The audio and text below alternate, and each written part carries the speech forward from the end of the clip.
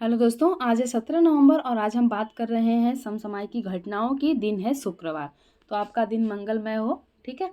अच्छा, मैंने current affair शाम को इसलिए डिस्कशन करना शुरू किया है कि जब आप मॉर्निंग में करंट अफेयर पढ़ लेते हो तो जब आपका जीएस का अन्य सेक्शन होता है उसको पढ़ने में डिस्टर्बेंस क्रिएट होता है। मुझे मतलब मेरा ऐसा तजुर्बा है।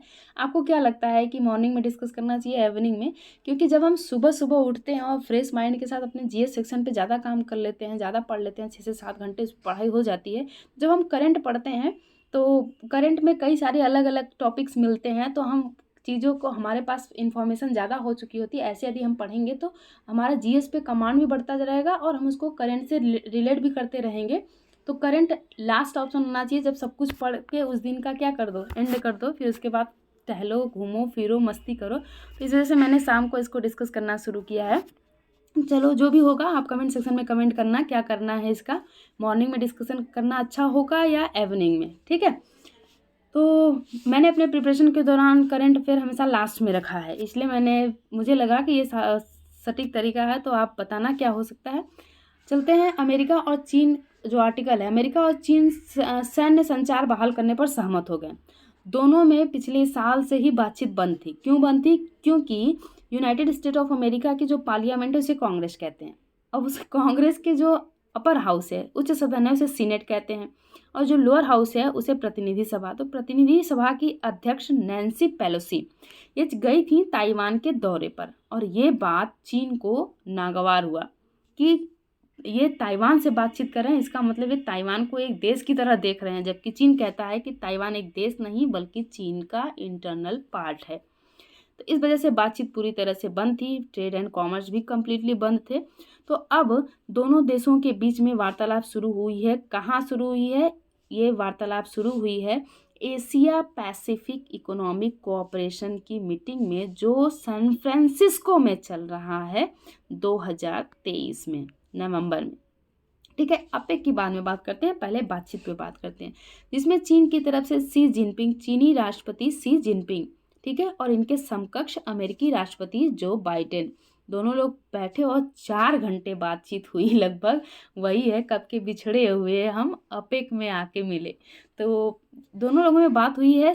एक तो वो सैन्य संचार को कंटिन्यू करेंगे, यानी कि जो मिलिट्री या जो डिफेंस इक्विपमेंट है, टेक्नोलॉजी है, उसके सेक्टर में उनकी जो इकोनॉमी या ट्रेड एंड कॉमर्स है वो स्मूथली चलेगी। उसके अलावा जो मादक द्रव्य विरोधी सहयोग है वो दोनों परस्पर करेंगे।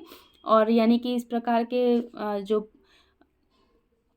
अल्कोहलिक मटेरियल है, पदार्थ है, उसको कैसे कंट्रोल करना है, कैसे उसके व्यापार को दोनों देश मिल के रेगुलेट करेंगे, उस पर काम करेंगे। तीसरा वो बोले हैं कि आर्टिफिशियल इंटेलिजेंस पे भी हम काम करेंगे साथ मिल के, ताकि इसका सही और उचित दिशा में प्रयोग किया जा सके और ह्यूमन के लिए वेलफेयर के लिए यूज हो। इसका मिसयूज को कैसे रोका जाए। फिर उसके बाद थोड़ा सा हिंट दिया है सी जिनपिंग ने कि हम बातचीत कर रहे हैं, इसका मतलब कि हम अमेरिका के आगे झुक नहीं रहे हैं। उन्होंने बोला है कि भाई देखो, हमारी ट्रेड एंड कॉमर्स तो चलेगी, लेकिन हम अमेरिका से प्रतिस्पर्धा करना नहीं छोड़ेंगे। प्रतिस्पर्धा तो हमारा चलता रहेगा। तो यहाँ पे जो बाइडेन ने कहा कि बिल्कुल प्रतिस्पर्धा चलते रहना चाहिए, लेकिन मनमुटाव नहीं होना चाहिए, बातचीत होना चाहिए। बातचीत ही एक अच्छा रास्ता है। तो हम बात करते हैं अपेक के बारे में। ये इंपॉर्टेंट इंटरनेशनल ऑर्गेनाइजेशन है। आप एक टॉपिक, एक 2-4 पेज का नोट्स बना लो जिसपे इंटरनेशनल ऑर्गेनाइजेशन का पूरा नोट्स बनाओ। ठीक है। तो हम ऐसे बारी बारी जब न्यूज़ में आएंगी चीज़ें तो डिस्कस करते जाएंगे। तो अभी हम बात कर रहे हैं एशिया पैसिफिक इकोनॉमिक कोऑपरेशन की। इसकी स्थापना हुई थी 1989 में। ठीक है। यह एक इंटर गवर्नमेंटल ऑर्गेनाइजेशन है जिसमें इसमें शामिल देशों की गवर्नमेंट पार्टिसिपेट करती है। तो शामिल देशों की संख्या है 21, यानी मेंबर कितने हो गए? 21 हो गए।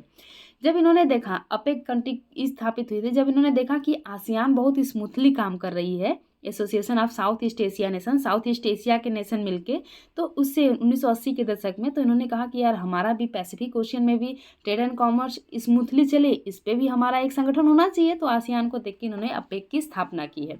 इसका हेडक्वार्टर बनाया गया है सिंगापुर में, और भारत इसका मेंबर नहीं है। ये आपको नोटिस करना है और इम्पॉर्टेंट चीज़ है। ठीक है। 2023 में मीटिंग कहाँ चल रहा है? San Francisco, United State of America में। 2024 में इसकी मीटिंग होगी पेरू की शहर लीमा में, और 2025 में चलेगा साउथ कोरिया में।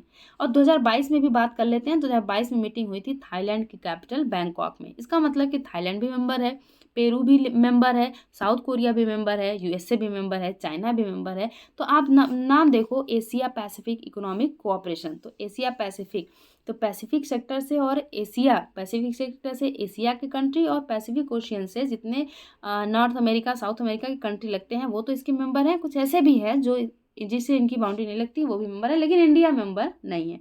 तो भारत की तरफ से जो वाणिज्य मंत्री हैं पीयूष गोयल, वो पार्टिसिपेट किए थे, ये याद रखना है आपको।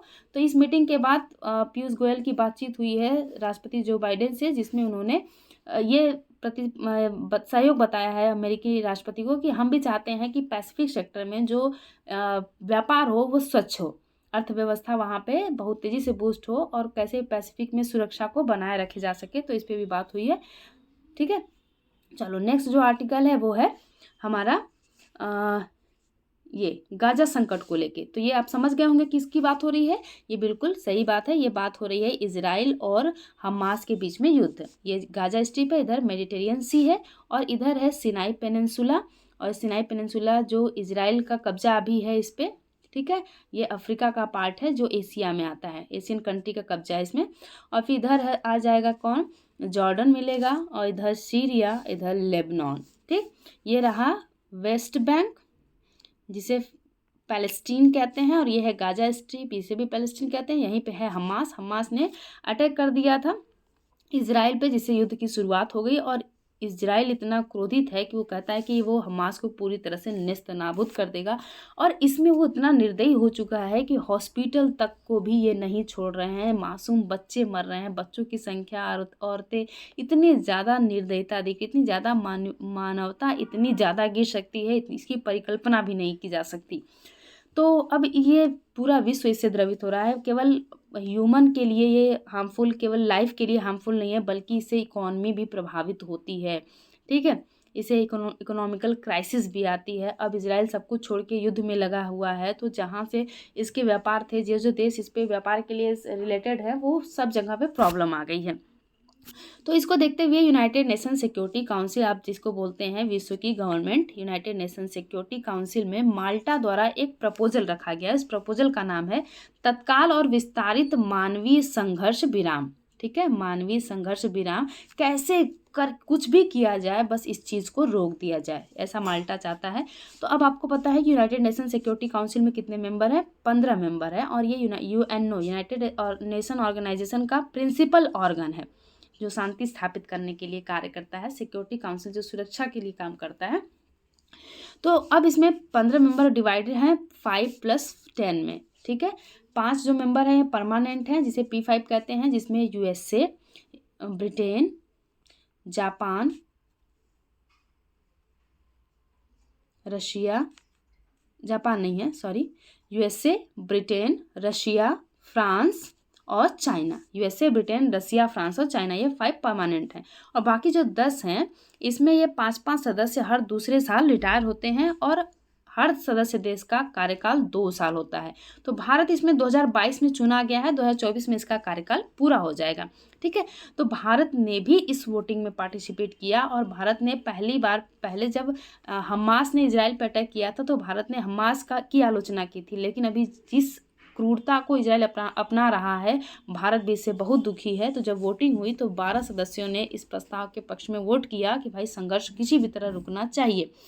ठीक है, तो 15 में से 12 सदस्यों ने वोट दिया। अब इसमें ताज्जुब की बात है कि P5 के 3 कंट्री ने इसमें मतदान नहीं किया, यूएसए, ब्रिटेन और रसिया तो परेशान है यूक्रेन के साथ युद्ध में, उसकी बात ही नहीं कर सकते। लेकिन यूएसए और ब्रिटेन, इन दोनों लोग बड़े देशों ने पार्टिसिपेट नहीं किया।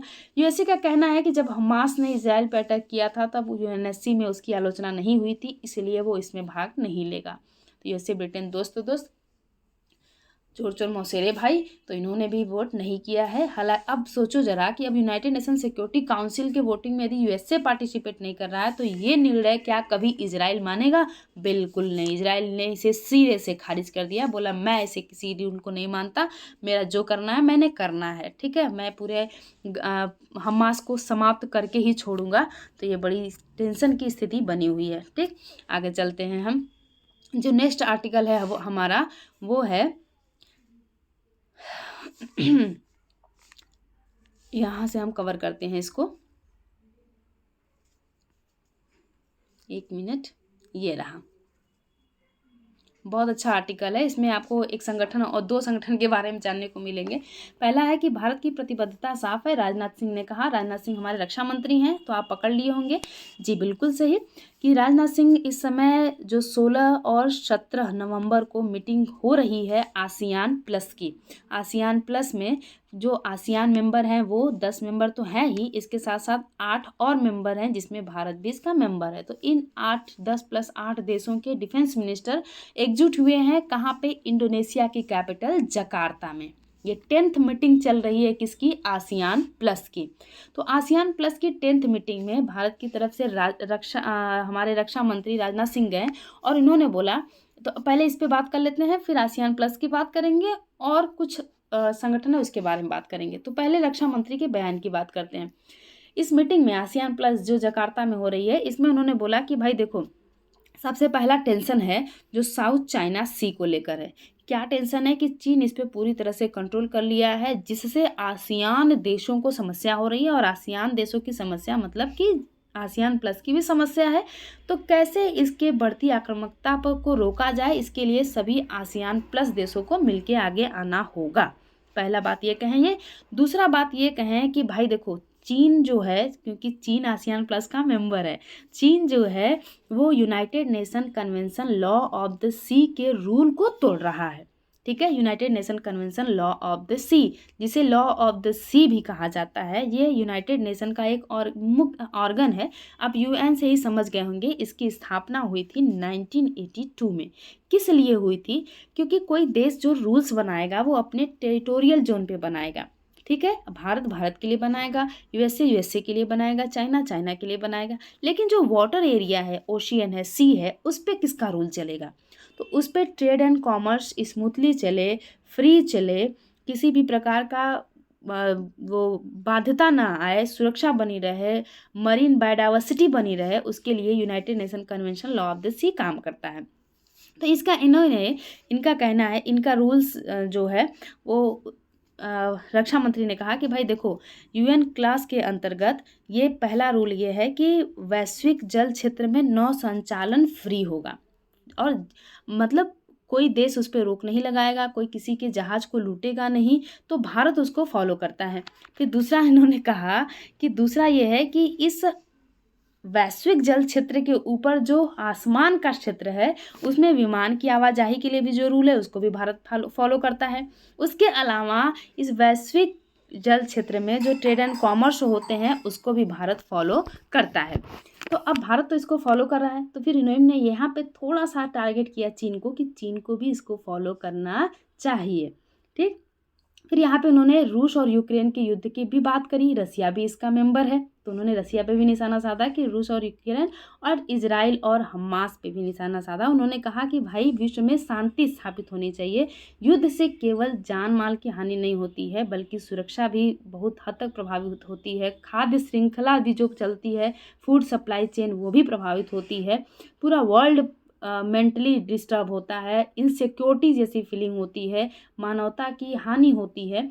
तो इस बातों को भी उन्होंने उठाया। और यहाँ पे उन्होंने गांधी जी का एक कोट कहा है, जो बहुत अच्छा कोट मुझे लगा था। और राजनाथ सिंह ने कहा कि महात्मा गांधी जी ने कहा था कि शांति का कोई रास्ता नहीं है, शांति का कोई रास्ता नहीं है, शांति ही एकमात्र रास्ता है, शांति ही एकमात्र रास्ता है। जिसमें ये जैसे अभी यूनाइटेड नेशन सिक्योरिटी काउंसिल में बोला गया कि कैसे दोनों देश के बीच में शांति स्थापित किया जाए, इस पे जोर देना है। तो भैया स्थापित करने की कोशिश नहीं करना है, स्थापित होना ही होगा। केवल शांति ही ऐसी चीज़ है जो पूरे विश्व को विकास में और साथ लेके चल सकती है। ये तो महात्मा गांधी बहुत बढ़िया कोट है, शांति का कोई रास्ता नहीं, शांति ही एकमात्र रास्ता है। पूरे विश्व को शांति बना के चलना होगा, यही एक रास्ता। ये युद्ध करोगे तो पूरा रिसोर्स सब कुछ बर्बाद हो जाएगा, पूरा विश्व पीछे जाएगा एक साथ। इस चीज़ों पे इन्होंने बात की। अब बात करते हैं आसियान प्लस की। ASEAN association of south east Asia nation, जिसकी स्थापना 1967 में हुई और इसका हेड क्वार्टर इंडोनेशिया के जकार्ता में है। उसमें मेंबर कंट्री कुल कितने हैं? 10 मेंबर में जब हम बात करेंगे तो म्यांमार के साउथ में आएंगे थाईलैंड के साउथ में आएंगे मलेशिया के साउथ में आएंगे सिंगापुर के साउथ में आएंगे इंडोनेशिया। फिर थाईलैंड के बगल में चलेंगे तो कंबोडिया, फिर बगल में वियतनाम, देन लाओस, फिलीपींस और ब्रुनेई। ठीक है, कितने देश हो गए? 5 इधर 5 इधर, 10 मेंबर हो गए। उसके बाद इसमें 8 और मेंबर जुड़ जाते हैं जब मीटिंग होती है वियतनाम की कैपिटल में हनोई में 2010 में आसियान की मीटिंग होती है वियतनाम की कैपिटल हनोई में। और यहाँ पे 8 और देश इसके डायलॉग पार्टनर बन जाते हैं बातचीत के लिए, कैसे आसियान क्षेत्र में शांति स्थापित किया जाए और कैसे आसियान क्षेत्र के साथ अन्य देशों की भी व्यापार और साझेदारी चलती रहे। तो इसके लिए कौन कौन साथ में आया? रशिया आया, यूनाइटेड स्टेट ऑफ अमेरिका आया, Japan, south Korea, China, India. 6 ये हो गए नॉर्दर्न हेमिस्फेयर के। और सदर्न हेमिस्फेयर में ऑस्ट्रेलिया और न्यूजीलैंड, ये 10 देश जुड़ गए। ठीक है, 8 देश जुड़ गए तो ये बन गए आसियान प्लस 2010 में। क्लियर है? तो ये बात हो गई आसियान प्लस की। इसी की मीटिंग चल रही है। कौन सी मीटिंग चल रही है? 10th मीटिंग चल रही है आसियान प्लस की। तो आसियान का मेंबर इंडिया नहीं है, लेकिन आसियान प्लस का मेंबर इंडिया है। 10th मीटिंग चल रही है कहाँ पे? जकार्ता में। और इस 2023 में आसियान का अध्यक्ष भी कौन था? आसियान का अध्यक्ष भी कौन बना रहा? इंडोनेशिया।